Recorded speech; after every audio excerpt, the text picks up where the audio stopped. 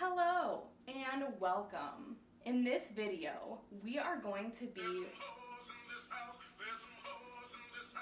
Hold on one second. Hello? What do you mean he doesn't want me on King of the Lifts? He's never heard of me? Well, you just tell Ryan that because of the new 2020 Wilks formula, I now have a 457 Wilks. So I'm kind of a big deal. Okay, thanks, bye. Sorry about that. Hello, my name is Taylor, and much like a worldwide pandemic, this video was not asked for, but you're gonna get it anyway. Okay, for real, in this video, we are going to be going over a month of training highlights for myself in the month of August. Ideally, not what I would have wanted for my first YouTube video, but it's looking like this video is not going to be coming out until like mid-September. Mainly because A, I just really had my heart set on recording this video in the living room, obviously, and that's kind of hard to do when you live with another person during a nationwide pandemic and you're all stuck at home. And B, I did spend the first few days of September in Nashville, which, can we talk about how every other block in Nashville, there's just someone standing there playing acoustic guitar, playing a song that was not meant to be played on acoustic guitar, and it's like way slowed down. Certified freak, 7 days a week, got that whip. And I really wanted to put out a video like this. I also wanted to just catch up on a lot of my training footage. And I really did have some good moments in training in August that I wanted to just share with everybody, kind of just in a longer format. I'm going to be talking a little bit about obstacles and how I like to overcome them. I feel like that will be very relatable to everybody, as well as briefly going over my goals for the rest of 2020 in the 3 lifts. So without further ado, let's get into it. 2 disclaimers. These videos were posted on a potato phone. They do not look great. I apologize, and I will probably be switching to like an actual camera to record my lifts on. It's just so much easier to do it from my phone, but my phone's camera quality is not the greatest. Other disclaimer, I am not going to be watching this footage as I kind of go over August. I have a few talking points I want to go over, and they don't really require me watching these. So if there's any other like point that I think is noteworthy, I'll just put it up on the screen somewhere. I will have the footage rolling obviously throughout this, so you'll kind of have something to watch while I just kind of ramble on about my training. So hopefully you enjoy, and yeah, here we go. So squats are the main reason I kind of ended up seeing a specialist. I was dealing with a lot of hip pain on my left side. It kind of started creeping up in the beginning of this year, and then I was really struggling with it throughout August. It got to a point where I wasn't just feeling it during my warm-ups and then it would go away. It was kind of lingering throughout my working sets. It was very distracting and it hurt, obviously. And it kind of took away from a lot of my power production. I just wasn't able to execute the lift the way I normally would, and that's a problem.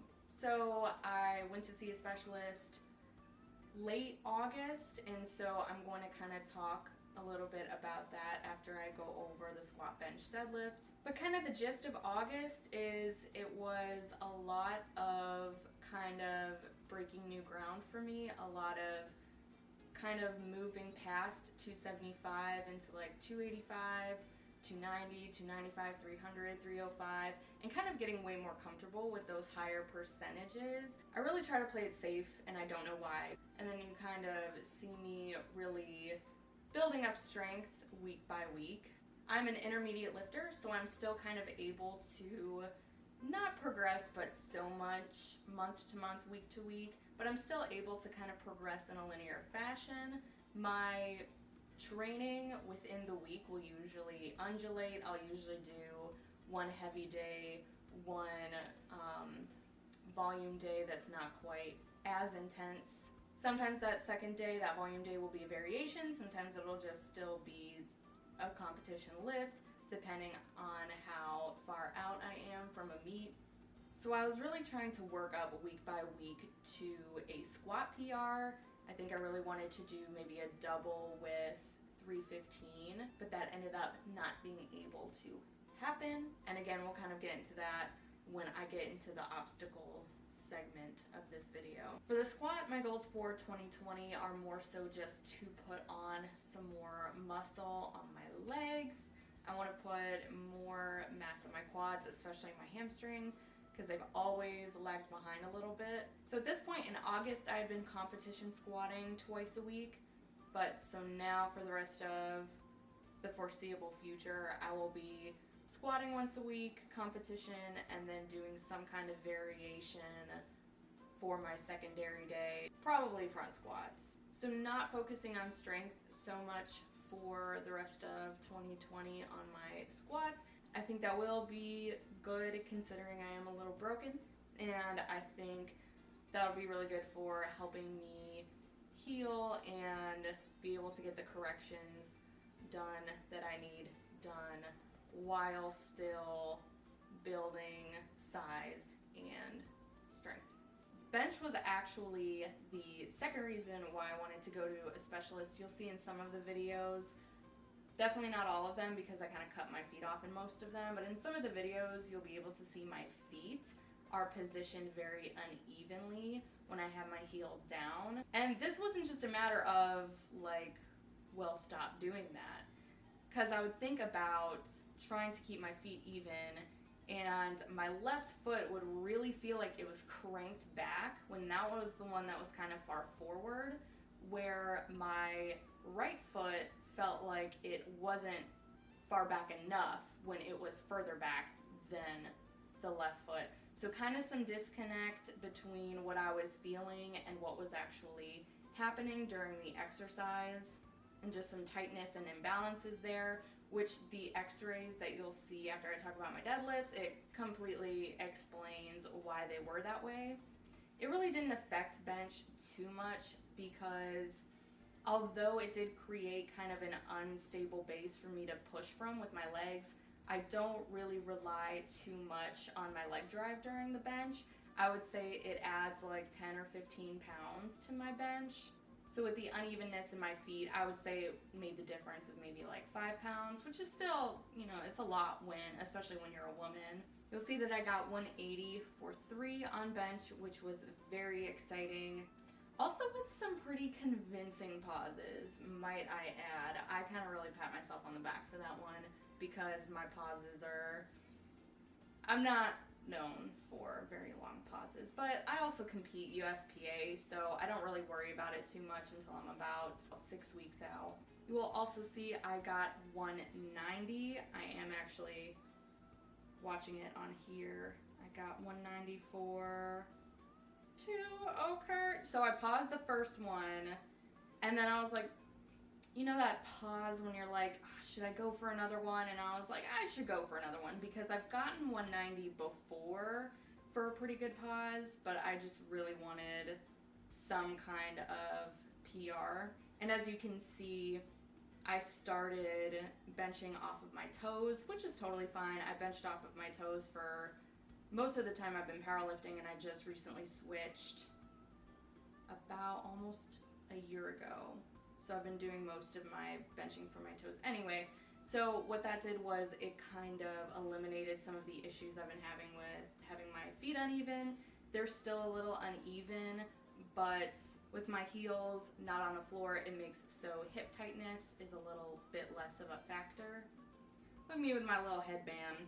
Oh, this was when these are like all when my hair was long. I'm trying the headband thing. I'm trying to go for a certain anime vibe.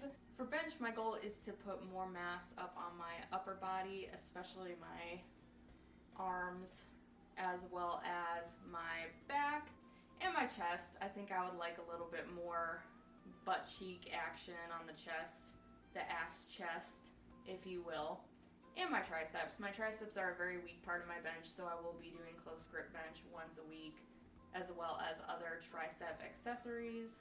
just everything, all of it. But I do still have some strength goals with the bench. I am hoping to get at least 205 by the end of the year. I might even be able to get a little bit more, but I think 205 is very doable, especially considering just with the holidays, I'm not from North Carolina, so I do a lot of traveling around the holidays. So I think 205 will be very good. I'm very happy with that goal. That is what I wanted to hit in a meet here in 2020, but life said no. Again, I'll be talking about that a little bit more in a little bit. For the deadlift, she's chilling. I think we entered some kind of alternate universe when we entered 2020 because deadlifts used to give me such a hard time. Lately, they've just been going up again, like kind of progressing week to week. I pulled 365 back in May, which was very exciting, and I'm kind of hoping to get maybe 385 by the end of the year, 375, 385. So again, I do have some strength goals with the deadlift as well as the bench. And then, like I said, the squat is kind of taking a back seat for now. You will see here I did get 350 for 2 in August, but me making a Bush League move didn't get an angle where you can kind of see the plates. I was like, oh, I'll just record it from the side, I'll have it, whatever. And then you can't see the plates. I promise it's tree fitty. I wouldn't lie to my many fans. So now, without further ado, I will throw on my x-rays on the screen. We'll kind of talk a little bit about them. So back in August, I went to see a specialist. I went to see a chiropractor, and we did x-rays. She spent like an hour with me, which was awesome. And these x-rays, I think they look worse than they are, because I actually, when I first posted them on my Instagram story, I actually had like a lot of people DMing me, like asking like, oh my god, like, are you okay? And I'm like, yeah, guys, do they look that bad? But I think maybe sometimes people just see x-rays and they're like, oh no. Anyway, so my hips are all jacked up. One's rocked back, one's rocked forward. One is rocked like back and up, or like something weird. I can't remember. Like, I always ask her, like, wait, so which hip is forward and which one's back? And I always ask her, and she tells me, and I forget what she says. But so my hips are all kinds of messed up, which totally explain the pain when I squat, and it explains the foot unevenness when I bench. You may have noticed that where my femur inserts in my hip, there's not a lot of space for it. So that hip is also very tight. And then the other noteworthy thing is just that my spine is kind of leaning to the left a little bit. This also really explained a lot. One of the problems I've been having with the squat, I don't know if you were able to notice during the videos, but when I would squat, basically this arm would be here, and this arm would be like here and like cocked back a little bit. So like this is how I was squatting like for a while, and that was the best I could do. Again, it wasn't as easy as like, oh, well, just move your right hand in, because I would, and then it would just like creep out. And on top of it, even if I could get them even, like I feel like you can even kind of notice now that they're not even, but even if I could get them close to even, this elbow was still kind of flared out. So yeah, we got the x-rays, completely explained it. I was very happy to have answers, and this kind of just confirmed that I would not be competing this year. I was already really up in the air about it because I just live like way out of the way out in Eastern North Carolina. So for me to go to any meet in the USPA, it usually means driving minimum of like 3.5 hours. Usually it's a 4.5, 5 hour commitment to get anywhere. And with everything going on, it just seemed like a lot of work just to chip a record, which was one of my goals this year. I really wanted my first national record in powerlifting, but so I kind of went to the drawing board. So we'll kind of talk about overcoming obstacles, and I think that'll be it for this video. I'm gonna be all close like Sarah McLachlan in those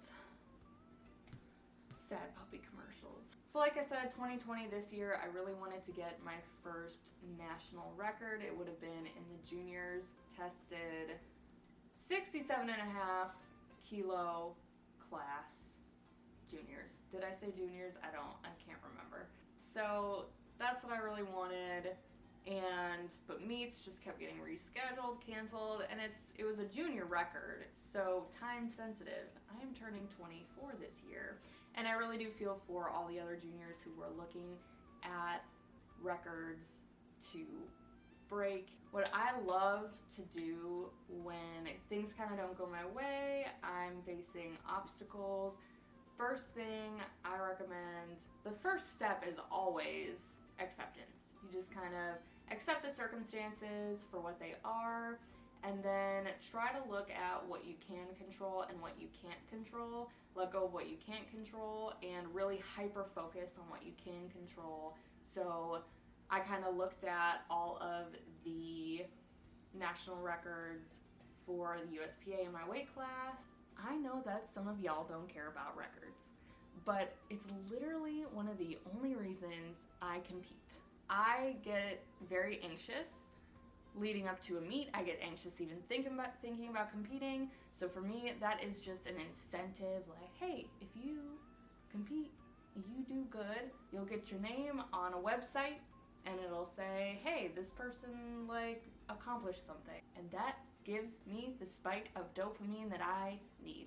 Anyway, I looked at the national records, and as long as Stephanie Powell doesn't get too much stronger, or someone doesn't just come out of the woodwork, which is very possible in this sport, I should be able to get the national tested squat record in my weight division open by maybe early 2022. I know that sounds like so underwhelming, but I try to be realistic. The national record for the bench, I think I can get that. I think I can get that next year if I really just bust my butt and stay consistent. That I would want to get 236 sometime next year, which I think is very doable, especially if I shoot for it kind of around like maybe July, August, September, October-ish. The deadlift record, I don't know. Deadlift's not my strong suit, but we'll see. And so to me, those goals, looking forward to next year, really just kind of reinvigorated me. I've never taken like a considerable amount of time to focus on hypertrophy, which is very exciting. I've always only given them like 4 or 5 week microcycles to really try to beef up, so it'll be nice, especially with summer kind of wrapping up. I don't have to worry about looking good on the beach. I can kind of just focus on putting on some extra mass. So I hope you guys stay tuned. I know we kind of jumped into it today, but I really want to do like a little about me, like general background info video here pretty soon. I'll probably be putting out a September recap here pretty soon with how late I'm recording this, and then it'll probably take me a couple days to edit.